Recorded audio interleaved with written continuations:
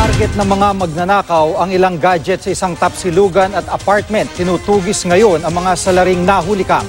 Nakatutok si Cesar Apolinario, exclusive. Pumunta munang palengke ang dalawang trabahador ng tapsilugan na ito sa Barangay Commonwealth, Quezon City.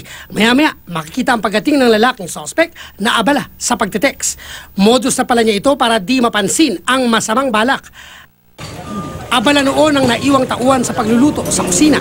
Sakto namang wala ring customer, kaya ang suspect sinamantala ang pagkakataon. Saka sinikwat ang cellphone na naka-charge sa itaas ng ref at agad tumakas. Masyado silang abala, yung mga gamit nila, iniiwan na lang kung saan-saan. Dapat talaga maging aware tayo sa mga gamit natin. Wala namang bantay sa dalawang unit ng paupaang apartment na ito sa Cubao nang salakay ng babaeng suspect. Pagpasok sa compound, agad siyang dumiretso sa third floor, saka pumasok sa isang unit. Paglabas, may bitbit na siyang gadget. Di pa nakontento ang suspect at muling pumasok sa isang unit, saka agad ding lumabas nang makuha ang pakay. Laptop, tablet at iba pang gadget ang nakuha ng suspect na itinago niya sa suot na damit. Kinilala ng barangay ang suspect na si Inday Salud na residente raw sa lugar. Napag-alamang marami na palang reklamong nakasampa laban sa kanya.